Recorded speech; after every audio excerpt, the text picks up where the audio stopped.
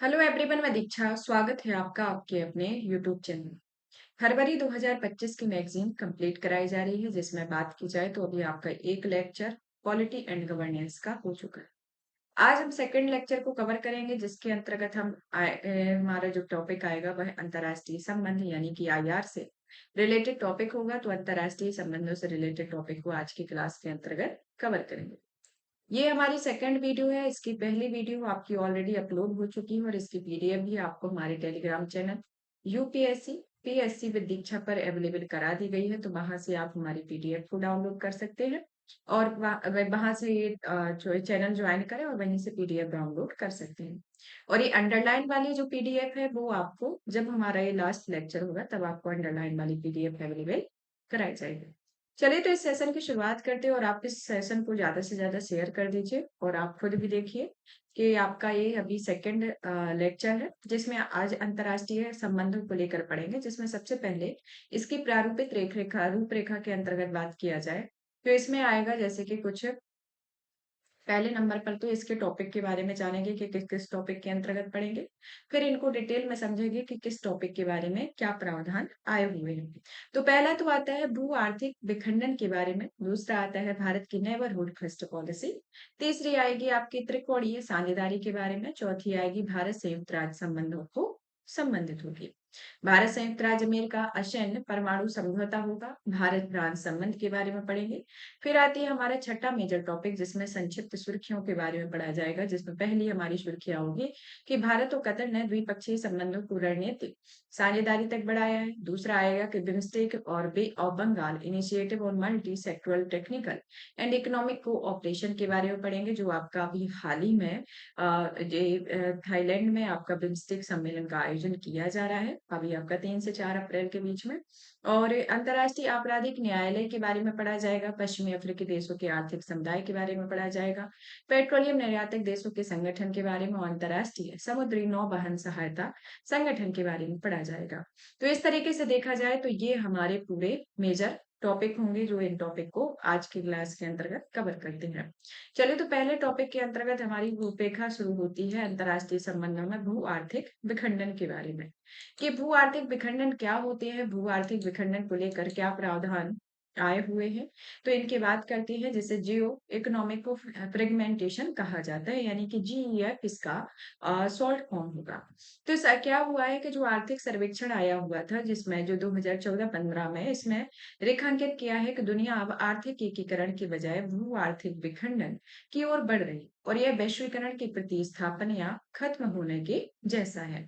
तो ये आपका जो अभी इकोनॉमिक सर्वे आता है, जो आपका हर साल इकोनॉमिक सर्वे आता है, तो उसमें कुछ अनुमान भी दिए जाते हैं, कुछ डेटा दिया जाता है और फिर आपके इकोनॉमी के बारे में पूरी चीजों को एक मतलब कि प्रेजेंट ईयर में और दूसरे जो आगामी ईयर होती है उसके बारे में उस चीज से रूबरू कराया जाता है। एक साल पिछले का और या भी प्रेजेंट टाइम का और के आने वाले का। तो एक एक समामिलित रूप से इसको रेखांकित करता है। तो ये अभी प्रेजेंट में इसमें जियो इकोनॉमिक फ्रेगमेंटेशन से रिलेटेड इसको रेखांकित किया है। अब इसमें क्या कहा गया है कि ये हम आर्थिक एकीकरण की बजाय भू आर्थिक विखंडन की तो ओर बढ़ रहे हैं, जिसमें क्या होगा कि आपका वैश्वीकरण की प्रतिस्थापन या खत्म होने की जैसी संभावना होगी। तो अब ये जो शब्दावली आई है जीईएफ वाली, तो ये शब्दावली हमारी इंपोर्टेंट हो जाती है, क्योंकि बजट में इसका अनाउंसमेंट किया गया है और बजट में जो चीज हो जाती है उससे आपके एग्जाम में क्वेश्चन बनते हैं। तो किन किन शब्दावलियों का प्रयोग किया गया है और यह जो जीईएफ है वह इससे रिलेटेड किस तरीके की प्रक्रिया होगी और ये कैसे जो इसमें कहा गया है कि वैश्वीकरण की प्रतिस्थापन या इसको खत्म करने के जैसे को लेकर प्रावधान किया गया है, तो वो किस तरीके से होगा। तो भू आर्थिक विखंडन के बारे में बात की जाए तो ये विखंडन जो है वो एक तरीके से ऐसी स्थिति होती है जहां पर देश अपनी नीतियों के कारण वैश्विक आर्थिक एकीकरण से दूर हो जाते हैं। तो क्या होता है इसमें कि वो अपनी नीति मतलब कि जो देश में नीतियां चल रही होती हैं, जैसे कि अपने भारत में जो पॉलिसी चलेगी, भारत में जो पॉलिसी चल रही है वो किससे दूर होगी, जो इकोनॉमिक मतलब कि इकोनॉमिक एकीकरण जो वैश्विक स्तर पर जो आर्थिक एकीकरण की प्रक्रिया हो रही है उससे ये दूर होती जाएगी। मतलब कि इसमें एक दूर होने की प्रवृत्ति इसमें होती है। यहाँ पर जैसे कि कुछ इसके पीछे सुरक्षा और राजनीतिक कारण निहित होता है और इसे वैश्विक स्तर पर आर्थिक जुड़ाव में एक नीतिगत बदलाव के तौर पर भी देखा जाता है। तो एक तरीके से एक नीतिगत बदलाव के तौर पर देखा जाता है, जैसे कि दो शब्दावलियां आती है, एक आती है फ्रेड सोरेंग और दूसरी आती है नियर सोरेंग।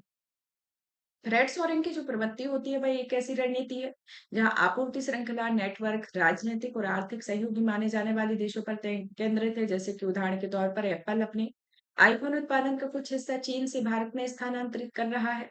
तो इस तरीके से ये आपकी फ्रेंड सोरेन के बारे में हो गया। जो नियर सोरेन के बारे में जो स्थिति होती है, उसमें क्या होता है कि यहाँ पर कंपनी अपने व्यवसाय के कुछ हिस्सों को आउटसोर्स करने के लिए किसी देश में स्थित आपूर्तिकर्ता के साथ काम करना चुनती है और भौगोलिक रूप से जो निकट हो। और उदाहरण के तौर पर हम देखते हैं जिसमें एक जर्मन कंपनी अपने ग्राहकों की सेवा से संबंधित कार्यों को पोलैंड में स्थित टीम में एक टीम के रूप में सौंप रही है। तो इस तरीके से देखा जाए तो ये फ्रेंड सोरिंग और नियर सोरिंग की स्थिति होती है जो इनके पहलुओं को लेकर चलती है। जीईएफ के माध्यम के बारे में बात करें तो इसमें विविध माध्यमों से ये प्रकट होता है कि यहाँ व्यापार प्रतिबंध, पूंजी के प्रवाह में कमी, प्रौद्योगिकी के प्रसार में व्यवधान, टेक डिकप्लिशिंग आदि इसके अंतर्गत शामिल होते हैं। और यह टेक्नोलॉजिकल डिकप्लिंग का जो मतलब होता है, जैसे कि ये जो शब्दावलियां हैं ये आपकी पूछ ली जाती है कि हालिया चर्चा में रही या खबरों में रही ये टेक्नोलॉजी क्या है।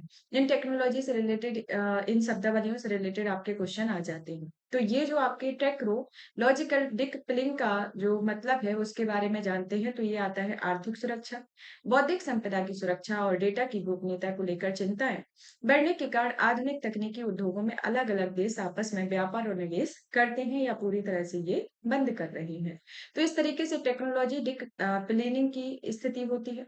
और उदाहरण के तौर पर देखा जाए तो इसमें अमेरिका के creating helpful incentive to producers semiconductors and science act 2022 के उद्देश्य में घरेलू सेमीकंडक्टर्स के विनिर्माण को बढ़ावा देते हैं। और वहीं चीन की जो मेड इन चाइना है, चीन की जो मेड इन चाइना आती है 2025 में, उसमें पहला उच्च तकनीकी उद्योग में वैश्विक नेतृत्व हासिल करने पर ये केंद्रित है। तो इस तरीके से ये डिकलिंग का होता है जो राष्ट्रीय सुरक्षा, बौद्धिक संपदा की सुरक्षा है, इनकी चिंताओं से रिलेटेड होती है। और यह पूरी तरीके से बंद कर रहे हैं और इसमें निवेश भी कम कर रहे हैं। और इसके प्रमुख एग्जाम्पल होती है। अब इसकी मुख्य विशेषताओं के बारे में बात करें तो जैसे कि पहला आता है भू राजनीतिक एकरूपता का होना, कि ज्यादातर देश जो होते हैं वह भू राजनीतिक गठबंधन के आधार पर तेजी से आर्थिक गुट बना रहे हैं, ना कि विशुद्ध आर्थिक कारकों के आधार पर। दूसरा आता है बहुपक्षवाद के पीछे हटने को लेकर कि यह बहुपक्षीय सहयोग के कमजोर होने और वैश्विक एवं नियम आधारित प्रणालियों को दूर जाने से जुड़ा है। और आर्थिक गुट के अंतर्गत बात की जाए तो यह इसका उदय जीएफ की प्रमुख विशेषता है और इसके तहत देश अपने सहयोगियों के साथ व्यापार और निवेश को प्राथमिकता देते हैं। रणनीतिक राष्ट्रीय नीतियां होती हैं जो एक ऐसी नीतियों का परिणाम है जो वैश्विक एकीकरण पर राष्ट्रीय हितों को प्राथमिकता देती हैं। तो इस तरीके से देखा जाए तो ये जीईएफ की प्रमुख विशेषताएं आती हैं। अब आते हैं भू आर्थिक विखंडन के प्रभाव के बारे में, जैसे कि इसके प्रभाव किस तरीके से होते हैं। एक पहला प्रभाव आता है आर्थिक उत्पादन में हानि होती है। एक किस तरीके से होती है कि टैरिफ और नॉन टैरिफ जो व्यवधान है उनके कारण बढ़ती व्यापारिक बाधाओं के कारण व्यापार में कमी के वैश्विक स्तर पर आर्थिक समृद्धि कम हो सकती है। वित्त वर्ष 2028 तक 5 ट्रिलियन अमेरिकी डॉलर और वित्त वर्ष 2030 तक 6.3 ट्रिलियन अमेरिकी डॉलर की अर्थव्यवस्था बनने का भारत के लक्ष्य के खतरे में पड़ सकता है। विदेशी निवेश का पुनर्निर्धारण होता है जिसमें ये समान हित वाले देशों की ओर बढ़ते हो, जिसमें रुझान उभरते बाजारों विशेष रूप से विकासशील अर्थव्यवस्थाओं को अलग थलग कर देते हैं। जैसे कि वित्त वर्ष 2024 में भारत ने प्रत्यक्ष विदेशी निवेश को 5 साल के लिए निचले स्तर पर पहुंच गया है। श्रम बाजार में अभाव देखने को मिला हुआ है, बहुपक्षवाद में बाधा आती है, वैश्वीकरण में गिरावट इसके अंतर्गत देखने को मिलती है। अब चलते हैं वैश्वीकरण से जीईएफ तक किस तरीके की ये प्रक्रिया रही उसके बारे में जान लेते हैं। जैसे कि आपका उदारीकरण वैश्वीकरण का जो दौर आया हुआ था, उदारीकरण वैश्वीकरण और निजीकरण का यानी कि एलपीजी का जो भारत में दौर आया था वो 1991 में आया था। तो 1991 से जो प्रेजेंट में एजीईएफ को अपनाने की जो प्रक्रिया की बात की जा रही है, तो उसका दौर किस तरीके से रहा है। तो इसमें कई दशक में डिवाइड किया है। एक आपका 1980 से 2000 के बीच का है, जिसमें 1991 में वैश्वीकरण का उदय होता है। दूसरा आता है जब 2000 से 2010 के बीच में, इसमें एक चरम वैश्वीकरण होता है, मतलब कि ये चीजें उदय हो रही हैं, फिर उसको एक पीक लेवल पर ले जा रही हैं, तो ये सेकंड तरीके से हो गया। और तीसरा आता है स्लोलाइजेशन, जो कि एक 2010 की स्थिति होती है, और वैश्वीकरण के दशक में ये 2020 के बाद की स्थिति को दिखाया गया है। तो इस तरीके से देखते हैं इनके चरणों के बारे में। तो जो वैश्वीकरण का उदय है वह 1980 से 2000 के बीच में, यह व्यापार, उदारीकरण और सीमा पर निवेश ने अर्थव्यवस्थाओं को एकीकृत किया है, समृद्धि को बढ़ावा दिया है और कम गरीबी को कम किया है।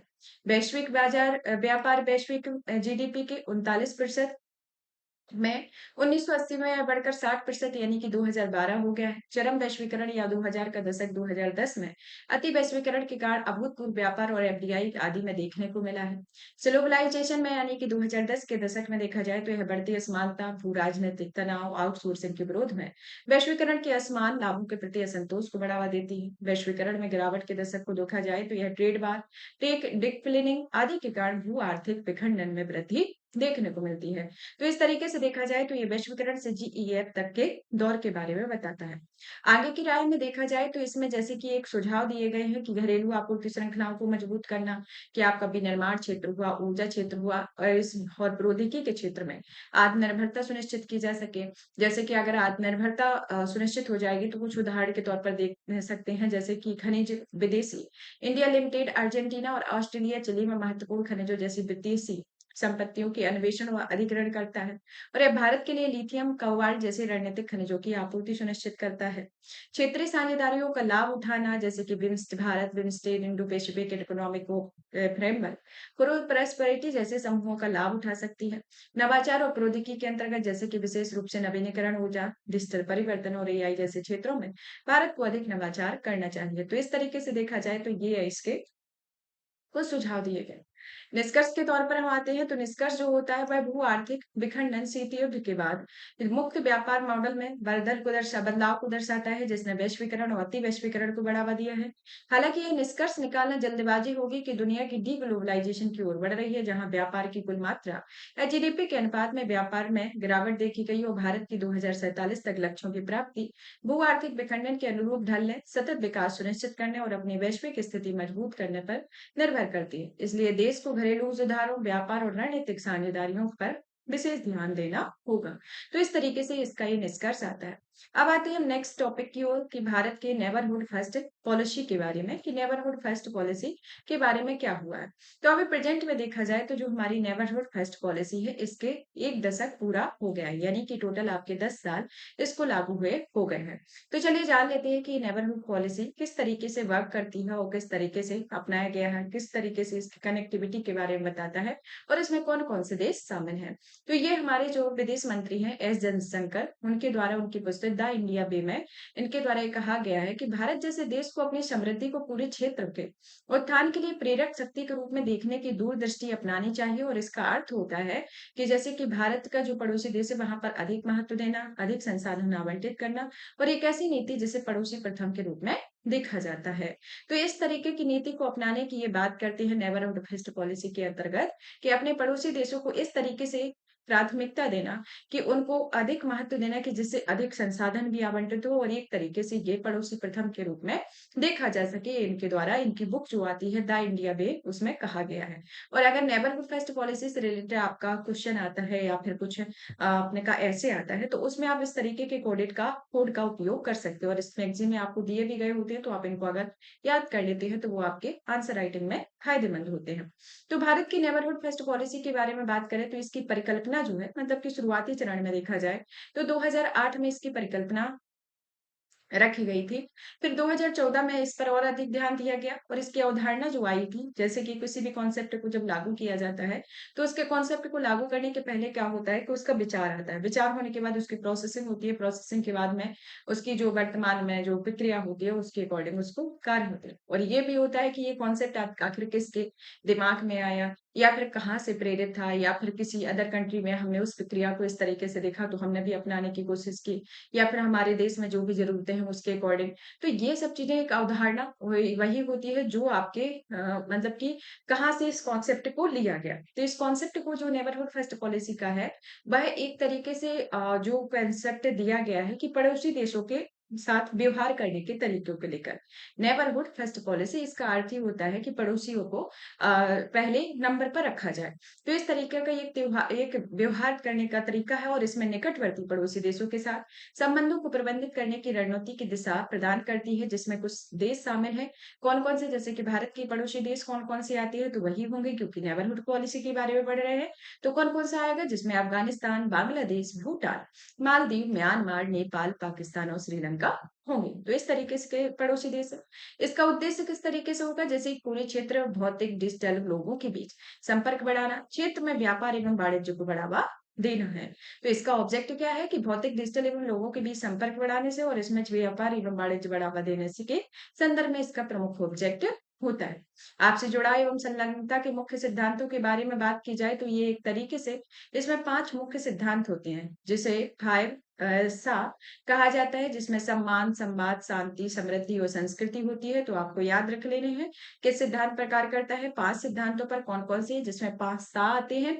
सा के अंतर्गत आपका सम्मान होगा, संवाद होगा, शांति होगी, समृद्धि होगी, संस्कृति होगी। और ये सिद्धांत जो है वो आपके कभी-कभार पूछ लिया जाता है, जैसे कि ऑब्जेक्टिव में कि इनमें से कौन-सा नहीं है। सामाजिक दे दिया जैसे कि सम्मान, संवाद, शांति, समृद्धि, संस्कृति ना देके सामाजिक दे दिया तो बता दिया कि इनमें से कौन-सा नहीं है। तो आपको ये इस पाँचों याद कर लेने हैं। इसमें तत्काल लाभ पर जोर न देने कर दीर्घकालिक संबंधों को महत्व दिया गया है, ठोस परिणामों पर ध्यान केंद्रित किया जाता है। पड़ोसी देशों के साथ समग्र रूप से जुड़ने का एक प्रयास किया जाता है, तो इस तरीके से आपसे जुड़ाव को लेकर। भारत के पड़ोसी यानी कि दक्षिण एशिया का भारत के लिए इसमें महत्व है, जैसे कि दक्षिण एशिया का अंतर क्षेत्रीय व्यापार मात्र 5% होने के कारण भारत के पास क्षेत्रीय आर्थिक एकीकरण का नेतृत्व करने पर अवसर है। दूसरा आता है कि दक्षिण एशिया में अवसंरचना से जुड़ी पहलों में भारत को आर्थिक और रणनीतिक दोनों रूपों में चीन को प्रति संतुलित करने के अवसर देता है। दक्षिण एशिया का साझा इतिहास होता है कि जो लोगों के बीच में मजबूत एकरूपता सुनिश्चित करता है तथा सॉफ्ट पावर प्रभाव को बढ़ावा देता है। और स्थिर दक्षिण एशिया भारत की सुरक्षा हेतु काफी महत्वपूर्ण है क्योंकि क्षेत्रीय संघर्षों का भारत की आंतरिक सुरक्षा पर प्रभाव पड़ सकता है। तो इस तरीके से भारत के पड़ोसी देशों में इसके क्या महत्व है, महत्व के बारे में रेखांकित करता है। अब भारत के क्या पहलू हैं? जैसे कि ये तो हमने ऑब्जेक्टिव देख लिया, स्टार्टिंग देख ली, इसकी इम्पोर्टेंस देख ली। अब इसके भारत के क्या पहलू हैं, इन पहलुओं पर भी विचार कर लेते हैं, जैसे कि कनेक्टिविटी के माध्यम से आर्थिक सहयोग को बढ़ावा देना। अगर आर्थिक सहयोग को बढ़ावा देना कनेक्टिविटी के माध्यम से, तो इसका क्या ऑब्जेक्ट होगा, मतलब कि इसका उद्देश्य होगा, जैसे कि परस्पर निर्भरता का विकास होगा। वो भारत के प्रभाव को मजबूत करेगी और बाहरी शक्तियों को प्रति संतुलित इसके अंतर्गत किया जाएगा। जैसे उदाहरण के तौर पर बांग्लादेश में जुलाई 2024 में मोंगला बंदरगाह पर एक टर्मिनल के परिचालन अधिकार व गैर रेल परिगमन में से पूर्वोत्तर भारत के लिए वस्तुओं की ढलाई लागत कम हो गई है। उच्च स्तरीय राजनीतिक सहभागिता में वृद्धि देखने को मिली है, जिसमें एक स्थिर क्षेत्रीय परिवेश सुनिश्चित करते हुए विश्वास का निर्माण करना और राजनयिक संबंधों को मजबूत कराना है। उदाहरण के तौर पर देखा जाए तो इसमें नेपाल में भारत के प्रधानमंत्री ने 2014 में नेपाल यात्रा, जो 17 वर्षों के बाद किसी भारतीय प्रधानमंत्री के देश की पहली द्विपक्षीय यात्रा थी। उदाहरण के तौर पर देखा जाए तो इसमें अफगानिस्तान जो होता है वह भारत द्वारा किए गए विविध विकासात्मक कार्य, जैसे कि जरांग डेलाराम सड़क मार्ग, पुल एक उमरी से काबुल ट्रांसमिशन लाइन, सलमा बांध विद्युत परियोजना, अफगान संसद निर्माण आदि इसके अंतर्गत आते हैं। विकास संबंधी सहायता एवं अवसंरचनात्मक परियोजनाएं भी देखने को मिलती है, जैसे कि पड़ोसियों को संकट के समय दीर्घकालिक विकास के लिए सहायता प्रदान करना महत्वपूर्ण है, जिसके परिणामस्वरूप भारत को एक विश्वसनीय भागीदार के रूप में स्थापित किया जा रहा है। तो ये भारत के प्रमुख पहलू हैं। जैसे कुछ आते हैं ऊर्जा सहयोग और क्षेत्रीय विद्युत बाजार के अंतर्गत भू राजनीतिक संतुलन और बाहरी प्रभाव से निपटने के संदर्भ में होता है। मानवीय और आपदा राहत कार्यों में होता है, जिसमें भारत ने लगातार क्षेत्र में प्रथम सहायता प्रदाता के रूप में प्रतिक्रिया दी है। इसमें जैसे कि उदाहरण के तौर पर वैक्सीन मैत्री, जो कि मालदीव और भूटान के नेबरहुड फर्स्ट नीति के अनुरूप सबसे पहले वैक्सीन प्रदान की गई है और श्रीलंका ने 2022 में आर्थिक संकट के दौरान भारत की ओर 4 बिलियन अमेरिकी डॉलर का वित्त पोषण किया हुआ है। अपने पड़ोस में भारत के सामने आने वाली चुनौतियों के बारे में बात करें तो इसमें आती है जैसे कि आंतरिक अस्थिरता का होना, कि हाल ही में जो पड़ोसी देश है उनमें राजनीतिक उथल-पुथल, अस्थिरता की क्षेत्रीय विस्थिरता, पड़ोस में भारत के रणनीतिक हितों का एक महत्वपूर्ण प्रभाव पड़ा हुआ है। तो इसमें भारत में पड़ोसी देशों की अस्थिरता के बारे में बात करें तो इसमें देश और भारत के लिए चिंताएं दी गई हैं। जैसे अफगानिस्तान में देखते हैं तो 2021 में तालिबान के कब्जे के कारण लोकतांत्रिक तरीके से गठित सरकार का पतन हो गया है और इसमें अफगानिस्तान ने अपने निवेश की सुरक्षा, तालिबान शासन और सुरक्षा से जुड़े मुद्दे जो कि भारत की चिंता के लिए है। म्यांमार ने 2021 में सैन्य तख्तापलट ने लोकतांत्रिक व्यवस्था को अस्थिर कर दिया है, जिससे व्यापक विरोध और हिंसा भड़क उठी। उग्रवाद में वृद्धि और अवैध शरणार्थियों का आगमन हुआ। श्रीलंका में आर्थिक संकट के कारण 2022 में राजनीतिक अस्थिरता, सार्वजनिक अशांति आई और इसमें भारत के लिए जो चिंताएं देखने को मिली, जैसे कि शरणार्थियों के आगमन की आशंका, व्यापक आर्थिक प्रभाव, चीन के बढ़ते प्रभाव के संबंध में रणनीतिक चिंताएं देखने को मिली। मालदीव के अंतर्गत बात करें तो 2012 में राजनीतिक उथल-पुथल जारी रहा और इसने 2023 में भारत विरोधी मुद्दे पर अभियान चलाने वाली नई सरकार चुनी गई। चीन के हस्तक्षेप के खिलाफ अपना प्रभाव बनाए रखा, हिंद महासागर की सुरक्षा हुई और कूटनीतिक संबंधों में संतुलन देखने को मिलता है। नेपाल के अंतर्गत बात करें तो बार-बार सरकार बदलने से राजनीतिक अस्थिरता बनी रही, चीन के प्रभाव में वृद्धि हुई।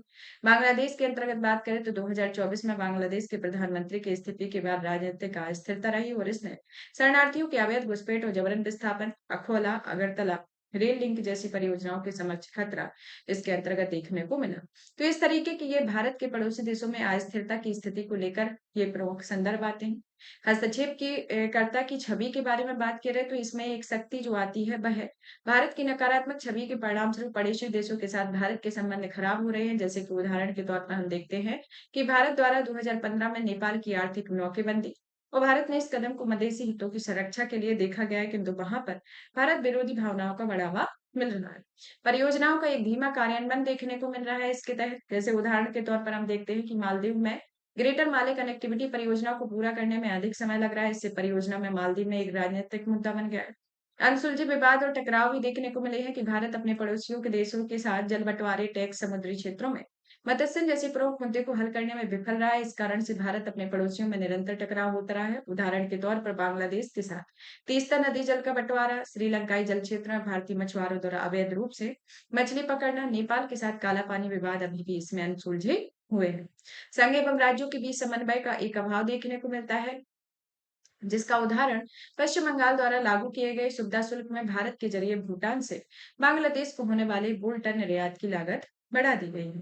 चीन का बढ़ता प्रभाव भी देखने को मिला है, जैसे कि भारत के प्रयासों के बावजूद दक्षिण एशिया में चीन की बढ़ती उपस्थिति भारत के क्षेत्रीय प्रभुत्व को चुनौती दे रही है और चीन विशेष रूप से श्रीलंका जैसे कि हम्बनटोटा बंदरगाह, नेपाल व बांग्लादेश जो कि बीआरआई में शामिल है और मालदीव में उनकी उपस्थिति को बढ़ा रहे हैं। तो इस तरीके से ये इसके प्रमुख रीजन रहे हैं जो इसकी ओर मतलब कि चुनौतियों के तौर पर उभर रही हैं।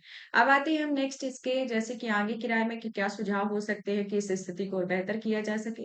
जैसे कि राजनयिक जुड़ाव और संवेदनशीलता की दृष्टि से देखा जाए तो इसमें कूटनीतिक संबंधों को और मजबूत करने की आवश्यकता है। जैसे कि आप इसमें अधिकांश देश जो हैं वह लोकतांत्रिक है, इसलिए चुनावी चक्रों और प्रतिस्पर्धी राजनीति के दबावों में संतुलित प्रबंधन भी ज़रूरी होगा। अनसुलझे विवादों का समाधान करना, आर्थिक सहायता को संतुलित करना, भू-राजनीतिक संतुलन पैदा होना, लोकतांत्रिक मूल्यों को प्रोत्साहित करना, घरेलू राजनीतिक बदलावों के प्रति अनुकूलित होना होता है। निष्कर्ष के तौर पर देखा जाए तो इसमें सम्मान, संवाद, शांति, समृद्धि, संस्कृति द्वारा निर्देशित भारत की नेबरहुड फर्स्ट पॉलिसी, चीन की नव साम्राज्यवादी एवं ऋण जाल नीति के विपरीत है और भारत की नीति सहकारी, संधारणी और पारंपरिक रूप से लाभकारी क्षेत्रीय संबंधों को बढ़ावा देती है। तो ये निष्कर्ष के तौर पर आता है। अब आते हैं हम त्रिकोणीय साझेदारी के बारे में। त्रिकोणीय साझेदारी के अंतर्गत बात करें तो ओईसीडी और इस्लामिक डेवलपमेंट बैंक की जो एक हालिया रिपोर्ट आई है, उसने इस बात पर जोर दिया है कि जो त्रिकोणीय साझेदारी में विभाजित एवं संघर्षरत विश्व में अपना प्रभाव हासिल करने का प्रभावी माध्यम हो सकती है। और इस साझेदारी के अंतर्गत बात करें तो इसकी क्या डेफिनेशन है और इसके क्या लाभ है, इनके बारे में बात करें तो इसकी परिभाषा जो आती है वह अंतर्राष्ट्रीय संबंधों में जब दो पारस्परिक रूप से मदद करने वाले देश और एक विकासशील देश मिलकर कोई काम करते हैं तो उसे त्रिकोणीय सहयोग या साझेदारी कहा जाता है। इसे मदद करने वाले देश अपना अनुभव और संसाधन लगाते हैं, जबकि विकासशील देश अपनी खास जरूरतों और परिस्थितियों को समझते हुए योगदान देते हैं।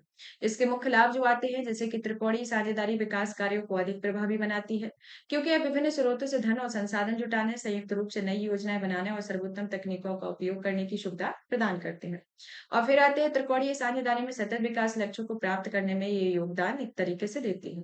वैश्विक रुझान में देखा जाए तो ओईसीडी के अनुमान के अनुसार 2000 और 2022 के बीच में 199 देशों में 85 संगठनों ने 1000 से अधिक त्रिकोणीय परियोजनाओं में भाग लिया और 68% परियोजनाओं का बजट $1 मिलियन से कम था और इससे कम लागत वाले लचीले विकास समाधान उपलब्ध कराए गए हैं। तो इस तरीके से ये वैश्विक रुझान है। त्रिकोणीय सहयोग के प्रमुख साझेदारों में देखा जाए तो पहला आता है लाभार्थी साझेदारी या प्राप्तकर्ता देश के रूप में, कि जो एक विकासशील देश है जो विकास संबंधी किसी भी विशेष समस्या के समाधान के लिए सहायता चाहता है। निर्णायक साझेदारी के अंतर्गत बात की जाए तो इसमें संबंधित क्षेत्र पर अनुभव रखने वाले विकासशील देश या विकासशील देश का कोई संस्थान जो समस्याओं के समाधान के लिए अपने ज्ञान, विशेषज्ञता या संसाधनों को साझा करेगा। सुविधा प्रदाता साझेदार के अंतर्गत बात करें तो एक विकसित देश और अंतर्राष्ट्रीय एजेंसी जो लाभार्थी या प्रमुख भागीदारों के बीच सहयोग के लिए तकनीकी और वित्तीय सहायता प्रदान करता है।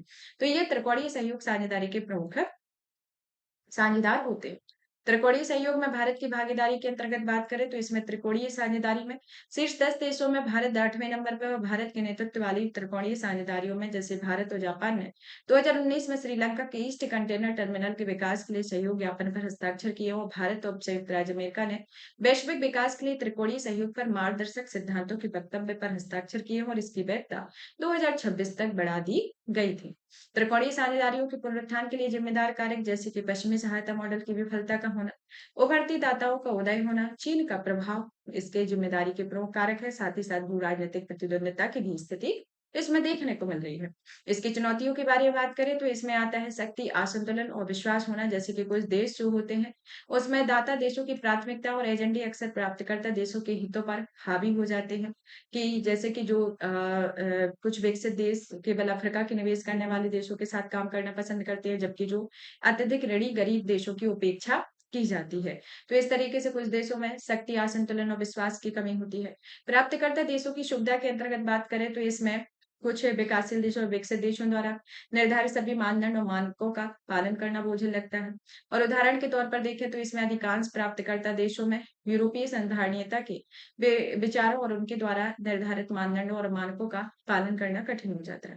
कार्यान्वयन संबंधी कुछ चुनौतियां होती है जैसे कि भागीदारी देशों के बीच अक्सर खरीद नियम, वित्तीय संरचना, कानून ढांचे को लेकर मदद होती है, जैसे कि भारतीय ऋण सहायता कार्यक्रम में 75% इनपुट भारत में खरीदे जाते हैं और भारतीय कंपनियों की परियोजना को ये लागू करते हैं। सीमित पैमाना और दायरा होता है जिसमें त्रिपक्षीय साझेदारियों की एक कमी यह होती है कि ज्यादातर पहले सिर्फ किसी खास परियोजना पर ध्यान देती हैं, जैसे Paris declaration on aid effective. यह सहायता की प्रभावशीलता पर जोर देती है और इस बात की चेतावनी जारी की जाती है कि किस तरीके से यह सीमित दायरे वाली परियोजनाएं अक्सर बड़े विकास लक्ष्यों से भटक सकती हैं। त्रिकोणीय साझेदारी पर मजबूत करने की आगे की राह देखें तो जैसे आता है समावेशी साझेदारियों को बढ़ावा देना, प्राप्तिकर्ता देशों के लिए मानकों को सरल बनाना, कार्यान्वयन में लचीलापन बढ़ाना, दीर्घकालिक विकास लक्ष्यों का समन्वय। इसके अंतर्गत इनके सुझाव आगे के हो सकते हैं। निष्कर्ष के तौर पर देखा जाए तो इसमें आता है समानता, अनुकूलनशीलता और दीर्घकालिक विजन को बढ़ावा देकर त्रिकोणीय सहयोग एक अधिक प्रभावी और पारस्परिक रूप से लाभकारी विकास मॉडल बन सकता है। तो इस तरीके से ये प्रमुख इसके जिम्मेदार कारक होते हैं। अब आते हैं हम नेक्स्ट भारत संयुक्त राज्य अमेरिका संबंधों को लेकर, कि हाल ही में भारत के प्रधानमंत्री ने संयुक्त राज्य अमेरिका की आधिकारिक यात्रा की। जो भारत के प्रधानमंत्री के द्वारा अमेरिका की यात्रा की गई है उसके बारे में ये आपका पूरा डिटेल एनालिसिस होगा।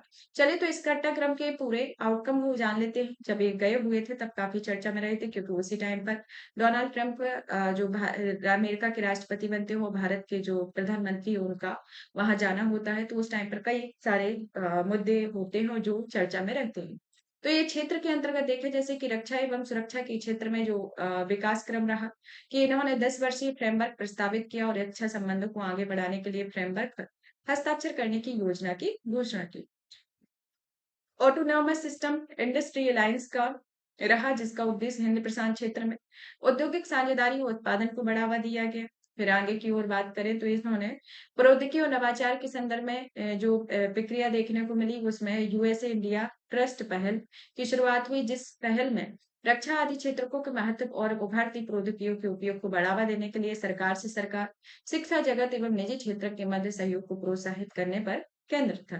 इंडस इनोवेशन जो किया है अमेरिका, भारत, उद्योग, शैक्षणिक जगत के मध्य साझेदारी को आगे बढ़ाने, अंतरिक्ष ऊर्जा और अन्य उभरती प्रौद्योगिकियों में निवेश को बढ़ावा देने के लिए इनोवेशन ब्रिज के रूप में कार्य करेगा। इंडस एक्स जो है पहल के आधार पर बात करें तो यह एक तरीके से तैयार किया गया और यह पहल सैन्य क्षमताओं को बढ़ाने के लिए अमेरिका और भारत के बीच साझेदारी को बढ़ावा देती है। स्ट्रेटजिक मिनरल रिकवरी इनिशिएटिव के बारे में कि यह भारत अमेरिका का एक नया कार्यक्रम है जिसका उद्देश्य एल्यूमीनियम, कोयला खनन और तेल जैसे गैस भारी उद्योगों से महत्वपूर्ण खनिजों जैसे लिथियम, कोबाल्ट, दुर्लभ भू धातु को पुनः प्राप्त करना, उनका संस्करण करना होता है। अन्य के अंतर्गत बात करें तो 21वीं सदी के लिए यूएस भारत कॉम्पैक्ट जो कि पारंपरिक रूप से लाभेदारी साझेदारी के विश्वास को मजबूत करने के लिए बेपरिणाम आधारित एजेंडे को आगे बढ़ाने पर केंद्रित है। और मिशन 500 जो कि 2030 तक कुल द्विपक्षीय व्यापार को दुगने से अधिक बढ़ाकर $500 बिलियन करने का एक नया लक्ष्य तय किया गया है। तो इस तरीके से ये इसके बारे में बात करता है। भारत संयुक्त राज्य अमेरिका के मजबूत संबंधों पर महत्व के बारे में बात करें तो पहला तो आता है आर्थिक अवसरों को बढ़ावा देने के संदर्भ में कि संयुक्त राज्य अमेरिका ने भारत के लिए व्यापारिक वस्तुओं का सबसे बड़ा निर्यात गंतव्य है। भारत अमेरिका के नेतृत्व वाले इंडो पैसिफिक इकोनॉमिक फ्रेमवर्क और प्रॉस्पेरिटी के 3 स्तंभों में शामिल हो गया है और इसमें रणनीतिक प्रभाव को मजबूत करने पर भी जोर दिया गया है जैसे कि क्वाड जो है वह ऑस्ट्रेलिया, भारत और जापान संयुक्त राज्य अमेरिका के बीच एक कूटनीतिक साझेदारी है। एक और किस देश का है? ये आता है आपका क्वाड जो बना हुआ है QUAD जो बना हुआ है वह ऑस्ट्रेलिया, भारत, जापान और संयुक्त राज्य अमेरिका के बीच एक कूटनीतिक साझेदारी है।